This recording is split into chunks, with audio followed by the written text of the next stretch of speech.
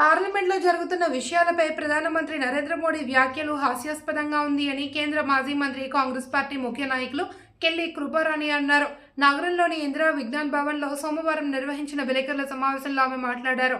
పెహల్గాం గతంలో ఎందరో మహిళలు తమ సింధూరాలను కోల్పోయారని, ఒక్క ఉగ్రవాదినైనా ఎన్డీఏ ప్రభుత్వం హయాంలో మట్టుపెట్టగలిగారని ఆమె ప్రశ్నించారు. ఎన్డీఏ ప్రభుత్వ హయాంలో ఆర్థిక రక్షణ వ్యవస్థలతో పాటు విదేశాంగ విధానం కూడా పూర్తిగా నిర్వీర్యమైందన్నారు.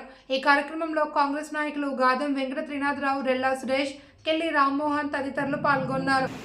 ఈ సమావేశంలో పెట్టడానికి గల కారణం ప్రధానంగా ఇటీవల మాన్సూన్ సెషన్స్లో ఏదైతే అటు లోక్సభ ఇటు రాజ్యసభ వర్షాకాల సమావేశాల్లో లోక్సభ రాజ్యసభలో ఆపరేషన్ సింధూర్ పాకిస్తాన్ పైన జరిగిన దాడిపైన ఆపరేషన్ సింధూర్ చర్చకు వచ్చిన సందర్భంగా పార్లమెంట్లో సమావేశాలు అవి ఏ దిశగా నడిచాయి అన్న దానిపైన ఒకటైతే ఈరోజు భారతదేశంలో 2014 to 2025 భారతదేశంలో భారతదేశ ఆర్థిక వ్యవస్థ కానీ, రక్షణ వ్యవస్థ కానీ, విదేశాంగ విధానం ఏ విధంగా భ్రష్టు పట్టింది, ఏ విధంగా నిర్వీర్యమైపోయింది, ఏ విధంగా ప్రపంచ దేశాల్లో మన దేశంలో ఉన్న బీజేపీ నేతృత్వంలోని ఎన్డీఏ సర్కార్ చేసే కార్యక్రమాల వల్ల ప్రపంచ దేశాల్లో ఇవాళ మనం తలదించుకోవాల్సిన పరిస్థితులు విశదీకరించడం కోసం మీకు చెప్పడం జరుగుతుంది. మీరు కొంచెం ఓపికగా వినాలని,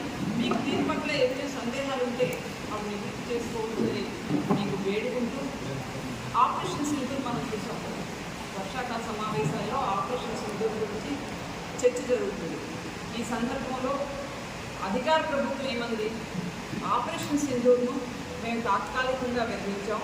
3 రోజులు పాకిస్తాన్ బోర్డర్ దగ్గర ఏదైతే ఎల్ఓసి ఉందో, ఎల్ఓసి కాకుండా లైన్ ఆఫ్ కంట్రోల్ ఉందో, లైన్ ఆఫ్ కంట్రోల్ లోపలే ఉండి 3 రోజులు టోటాల్ పేరించి మేము తాత్కాలికంగా ఆపరేషన్ సింధూర్ విరామం ఇచ్చాం అని చెప్తూనే ఆపరేషన్ సింధూర్ విజయ సంబరాలు చేయమని చేసుకుంటున్నారు వాళ్ళు.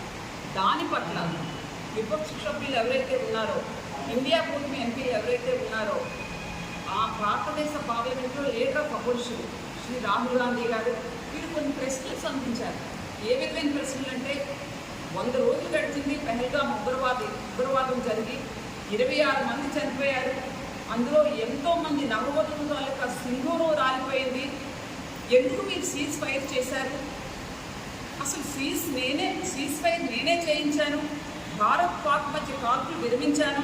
అగ్రరాజ్యాధినేతగా ఒక పెద్దనిగా వ్యవహరించాను అని అమెరికా అధ్యక్షుడు డొనాల్డ్ ట్రంప్ చెప్తున్నాడు. ఇది వాస్తవమా? ఏది వాస్తవం? ఎందుకు సీజ్ ఫైర్ జరిగింది? మన భారత సాయుధ దళాల ప్రాణత్యాగాలను ఎందుకు అమెరికా అధ్యక్షుడు డొనాల్డ్ ట్రంప్ కాళ్ళ దగ్గర మీరు పణంగా పెట్టారు అని అడిగే క్వశ్చన్స్కు తలో దారిలో సమాధానం చెప్తున్నారు. మీరు చూసుంటారు. మోడీ గారు అంటారు, నేను చాలా బిజీగా ఉన్నాను. భారతదేశ స్పిరిచువల్ ఆధ్యాత్మిక యాత్రలో ఉండేటప్పుడు, తంజావూరులో ఉండేటప్పుడు, బృహదేశ్వరాలయంలో ఉండేటప్పుడు నాకు అమెరికా వైస్ ప్రెసిడెంట్ ఫోన్ చేశారు. నేను బిజీగా ఉన్నాను, చోళరాజు చరిత్ర చదువుతున్నాను, అప్పుడు ఫోన్ ఆన్సర్ చేయలేకపోయాను. అమెరికా వైస్ ప్రెసిడెంట్ నాకు ఫోన్ చేశారు అని మోడీ గారు అంటారు.